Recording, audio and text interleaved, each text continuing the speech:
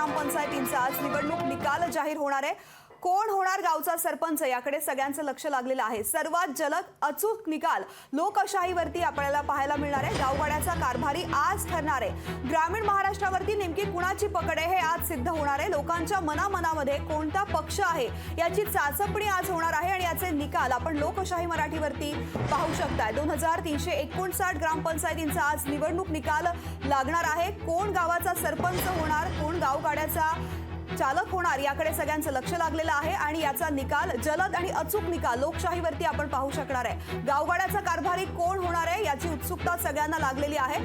महाराष्ट्रावरती ग्रामीण भागामध्ये नेमकी कुणाची पकड आहे हे आज समजणार आहे आणि याकडे सगळ्यांचं लक्ष लागलेलं आहे।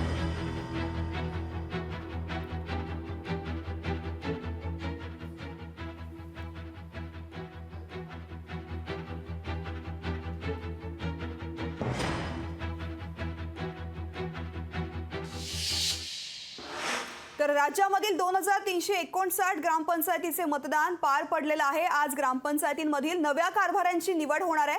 बारामती विभागामध्ये सरासरी 82 ते 85% मतदान पार पडलंय। यामध्ये सर्वात चर्चेमध्ये असणारे ग्रामपंचायत म्हणजे उपमुख्यमंत्री अजित पवार यांची काटेवाडी ग्रामपंचायत असून या ग्रामपंचायतीमध्ये गेल्या अनेक वर्षांपासून राष्ट्रवादीची एक हाती सत्ता आहे। यावर्षी भाजपच्या पॅनलकडून अजित पवारांना झुंज देण्यात आलेली आहे। तसंच इंदापूर तालुक्यामधील भाजप नेते हर्षवर्धन पाटील यांच्या बावडा ग्रामपंचायतीची देखील निवडणूक पार पडली आहे। या ग्रामपंचायतमध्ये देखील हर्षवर्धन पाटलांची प्रतिष्ठा पणाला लागलेली आहे। यामुळे आता गावचा नवा कारभारी कोण ठरणार आणि कोणत्या ग्रामपंचायतवरती कोणाचं वर्चस्व राहणार याकडे सगळ्यांचं लक्ष लागून राहिलं आहे।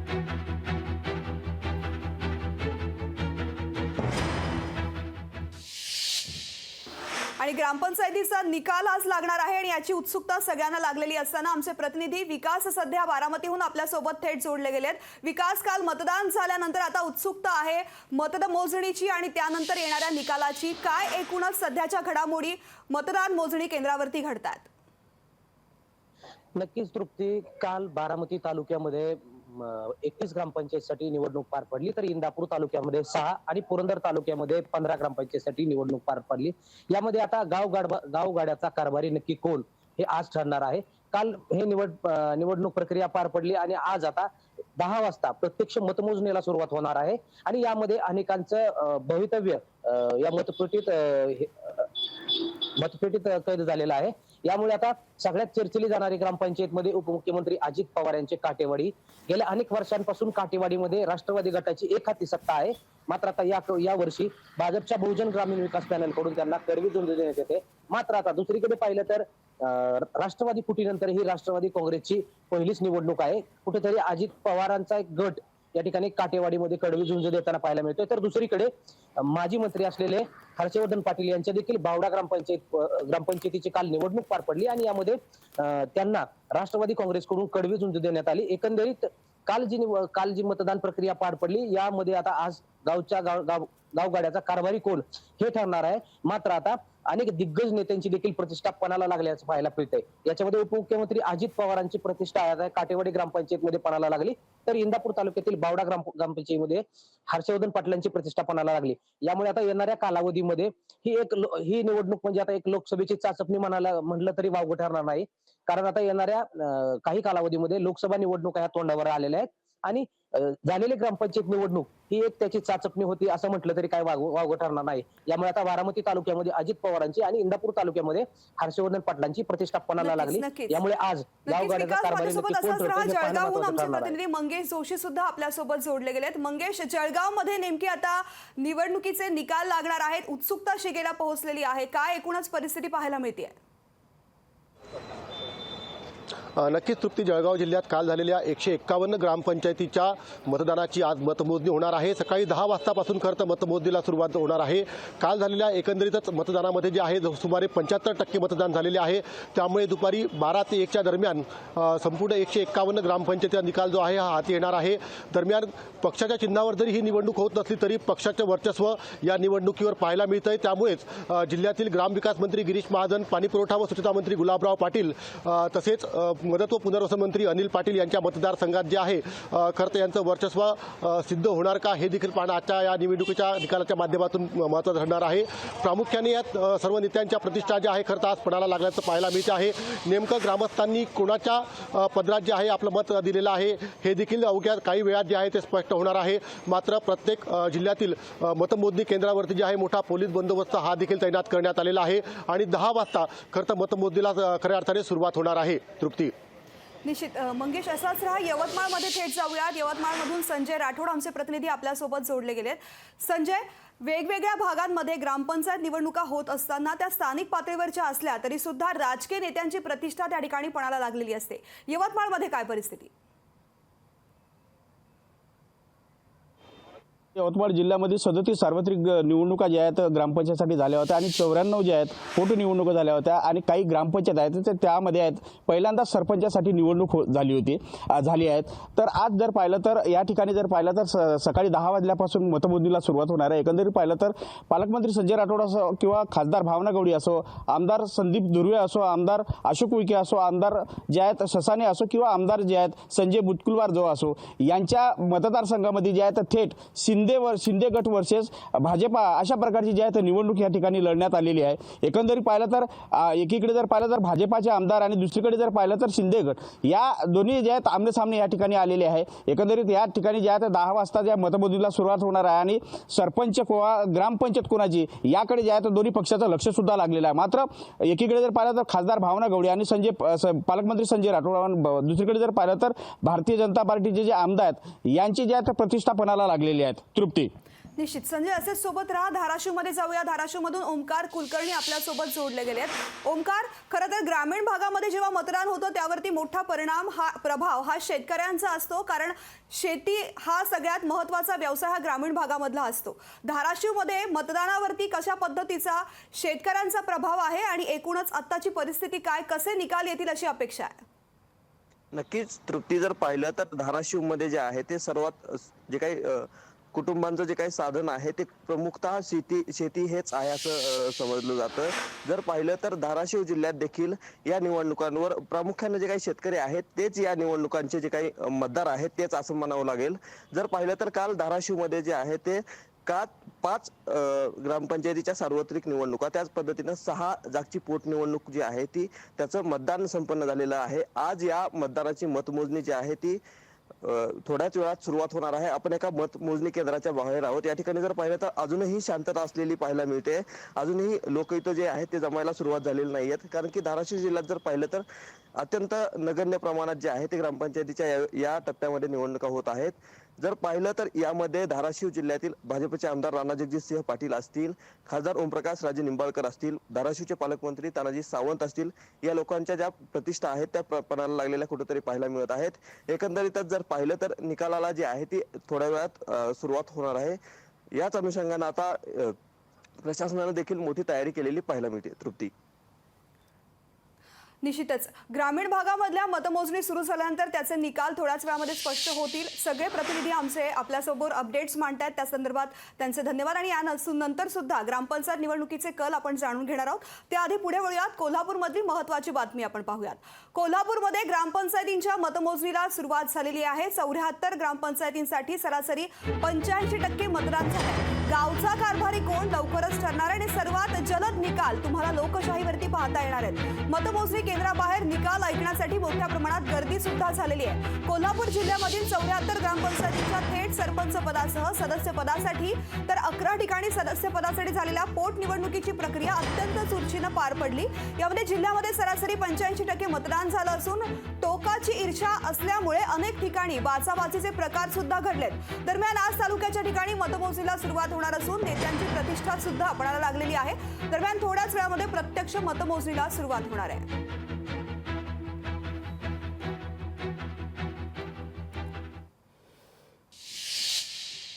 तर आमचे प्रतिनिधी सतेज अहुनकर कोल्हापूरवरून आपल्यासोबत थेट जोडले गेले। सतेज, पश्चिम महाराष्ट्रामधलं कोल्हापूर हे महत्त्वाचं शहर आहे आणि या शहरामधल्या ग्रामीण भागाला जोडणाऱ्या अनेक भागामध्ये मोठमोठे सहकारी कारखाने सुद्धा आहेत आणि या सगळ्याचा परिणाम हा ग्रामपंचायत निवडणुकीवरती सुद्धा पाहायला मिळणार, कारण अनेक राजकीय नेतृत्व या भागामधून महाराष्ट्राला प्रतिनिधित्व करतात।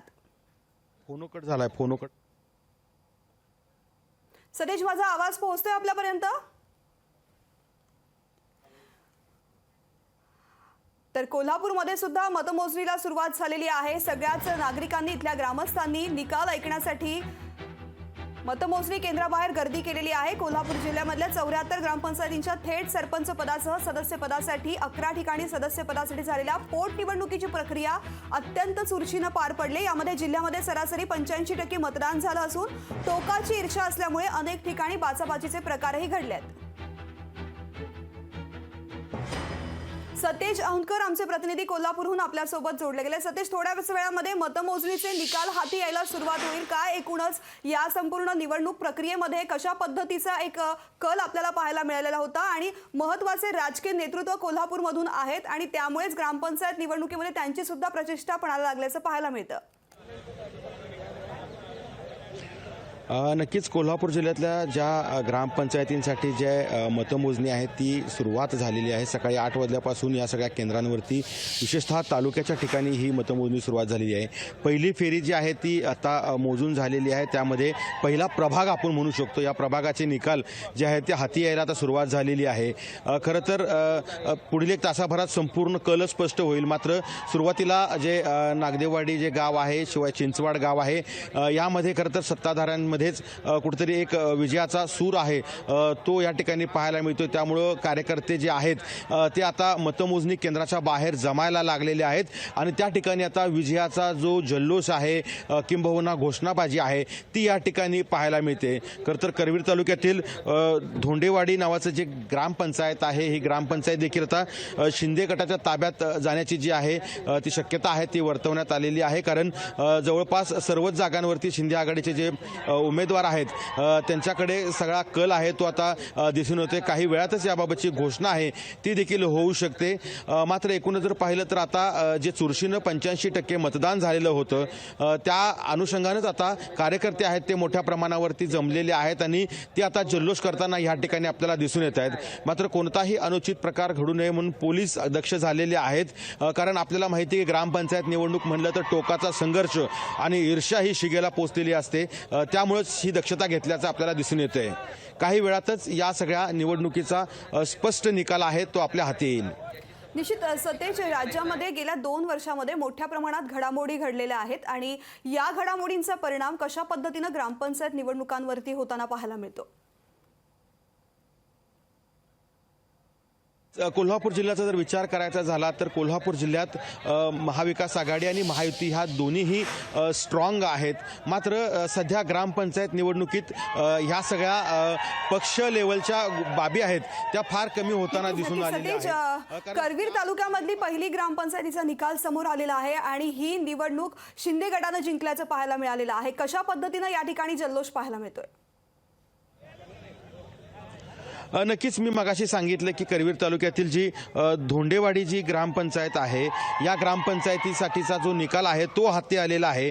प्रभाग क्रमांक 1 मधील जी मतमोजणी आहे ती झालेली आहे आणि सरपंच पदासाठी जे आहेत ते खरं तर शिंदे गटाचे सगळे सदस्य आहेत ते आघाडीवर असल्याचं जे आहे ते सांगितलं गेलेलं आहे. दुसरीकडे मतमोजणी अजून सुरू आहे त्यामुळे स्पष्ट निकाल अजून आलेला नाही. पहिल्या प्रभागाची जी आहे ती मतमोजणी पूर्ण झालेली आहे. दुसऱ्या प्रभागासाठीचे जे उमेदवारांचे प्रतिनिधी आहेत त्यांना आता मतमोजणी केंद्रात बोलवलेलं आहे आणि काही वेळातच ती मतमोजणी जी आहे ती सुरुवात होणार आहे. सतेज, पहिली आता जर आपण पाहिलं निवडणुकीचा निकाल हा शिंदे गटाच्या बाजूने पाहायला मिळतोय. याच पद्धतीनं राष्ट्रवादीमध्ये सुद्धा 2 गट निर्माण झालेले आहेत आणि बरेच सत्तांतर घडलेले आहेत. याचा परिणाम कसा ग्रामपंचायत निवडणुकीमध्ये आगामी पाहायला मिळणार आहे जेव्हा निवडणुकीचे कल हातीवर येणार आहे? नक्कीच कोल्हापूर जिल्ह्याचा जर विचार करायचा झाला तर कोल्हापूर जिल्ह्यामध्ये हसन मुश्रीफ यांचा जो सत्ताधाऱ्यांचा जो गट आहे हा खूप स्ट्रॉंग आहे. त्यासोबत जो शरद पवारांचा गट आहे तो देखील या ठिकाणी आहे.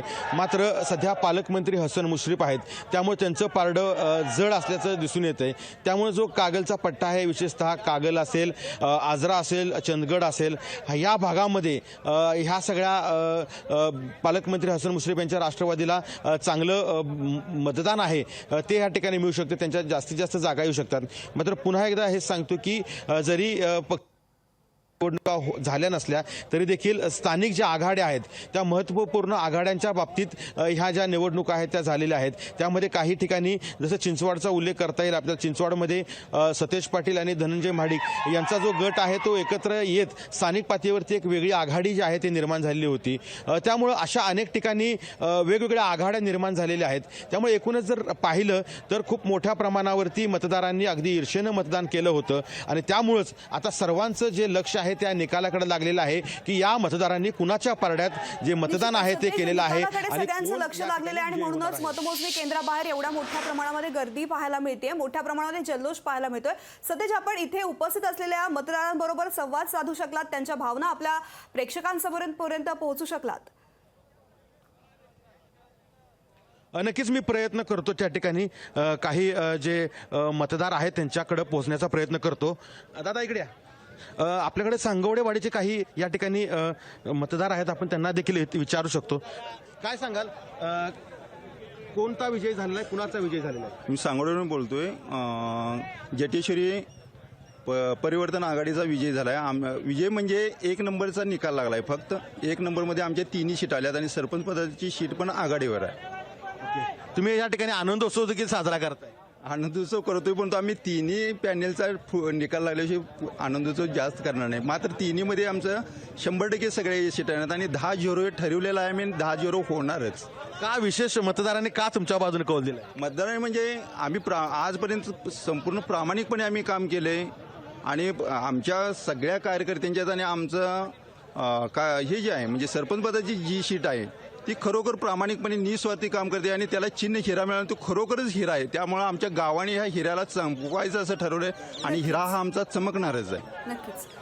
नक्कीच आपण पाहिलं तर या ठिकाणी खूप मोठ्या प्रमाणावरती कार्यकर्ते आहेत ते या ठिकाणी जल्लोष करताना दिसून येत आहेत. आणि दुसरीकडे विशेष बाब म्हणजे ज्या स्थानिक पातळीवरच्या आघाड्या आहेत त्यामुळे हे कार्यकर्ते एकत्र येऊन जसा कोल्हापूरमध्ये जल्लोष होते तसाच त्यांच्या गावात देखील या ठिकाणी जल्लोष मोठ्या प्रमाणावरती आता सुरू झाल्याचे चित्र आपल्याला दिसून येते. सतेज, आणि या निवडणुकीच्या मतमोजणीनंतरचे जे अपडेट समोर येतील त्या संदर्भातले अपडेट्स तुमच्याकडून जाणून घेऊ. तुर्तास या संपूर्ण माहितीसाठी धन्यवाद. यानंतर पुढची महत्त्वाची बातमी, 2359 ग्रामपंचायतींचा आज निवडणूक निकाल येतोय आणि कोण गावचा सरपंच होणार याकडे सगळ्यांचं लक्ष लागलेलं आहे. सर्वात जलद आणि अचूक निकाल लोकशाहीवरती आपल्याला पाहायला मिळणार आहेत.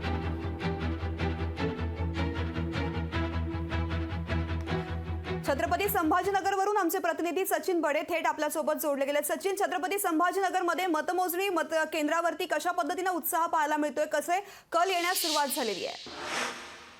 मतमोजणीला सुरुवात झालेली आहे आणि ज्या मतदारांनी आपलं बहुमूल्य मत जे होतं ते मतदान पेटीमध्ये टाकलेलं होतं, आता त्याच्या मोजणीला सुरुवात झालेली आहे.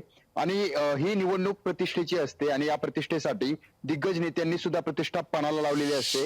निवडणुकीच्या ज्या पद्धतीनं मोजणीला सुरुवात झाली, मतांच्या मोजणीला सुरुवात झालेली आहे. निवडणूक जी आहे ती अतिशय शांत पद्धतीनं पार पडलेली होती. कुठलेही अनुचित प्रकार जे आहे त्या निवडणुकीच्या माध्यमातून झालेले नव्हते. आणि ग्रामपंचायत निवडणुकीमध्ये नवा कारभारी हा जो आहे तो आता कार्य करणार आहे. मात्र तो कोण असणार याकडे सर्वांचं लक्ष लागून आहे. हजारो उमेदवार जे आहेत त्यांनी या ठिकाणी जी आहे ती पूर्णपणे तयारी केलेली होती. मात्र आता विजयाचा गुलाल कोणाच्या अंगावर पडणार हे पाहणं सुद्धा आता तेवढंच गरजेचं आहे. अतिशय शांत पद्धतीनं का होईना मतमोजणीला देखील सुरुवात झालेली आहे. हृदयाचे ठोके देखील वाढत चाललेले आहेत, कारण निकाल कसा येतो आणि कोणाच्या पदरी यश पडतं आणि कोणाच्या पदरी अपयश पडतं हे पाहणं सुद्धा तेवढंच महत्वाचं असल्यानं जे काही उमेदवार आहेत त्यांच्या हृदयाचे ठोके देखील वाढत चाललेले आहेत. आणि निवडणुकीचा जो काही निकाल समोर आता यायला लागलेला आहे तो आता धक्कादायकच असणार आहे. कारण या ठिकाणी राजकीय काही गोष्टी ज्या आहेत त्यांचा जर विचार केला गेला तर मोठे बदल जे होते ते राज्यामध्ये झालेले होते. मग आरक्षणामुळे किंवा त्यानंतरच सत्ता परिवर्तनामुळे किंवा पक्ष फुटीमुळे, त्यामुळे आता याच्यावर परिणाम पाहायला मिळणार आहे. या मतदारामध्ये कुठल्याही प्रकारच्या पक्षाचं नाव नसतं किंवा कुठल्याही प्रकारचे पक्षाचं चिन्ह नसतं. मात्र जे काही चिन्ह येतात किंवा जी काही नावं येतात त्या नावांना जे काही जोडलेली माणसं असतात ती कुठल्या ना कुठल्या तरी पक्षाच्या विचारसरणीशी किंवा पक्षांशी जोडलेली असतात. त्यामुळे त्या पक्षाचा व्यक्ती निवडून आला तर तो भविष्यामध्ये आगामी निवडणुकांसाठी तेवढाच एक महत्वाचा व्यक्ती ठरत असतो. त्यामुळे या निवडणुकीमध्ये आता कोण जिंकून येणार याकडे सर्वांचं लक्ष लागून असताना दिग्गज प्रतिष्ठित लोकांच्या सुद्धा प्रतिष्ठा या ठिकाणी पणाला लागलेल्या आहे. त्यामुळे विजयाचा गुलाल कोणाच्या अंगावर पडणार याकडे सर्वांचं लक्ष लागून असताना आता मतमोजणीला सुरुवात झालेली आहे आणि थोड्याच वेळात निकाल सुद्धा समोर यायला सुरुवात होत आहे. निश्चित, आणि हे सगळ्याचे अपडेट्स तुमच्याकडून जाणून घेऊ. लोकशाही मराठी ऐका, पहा, जागरूक रहा.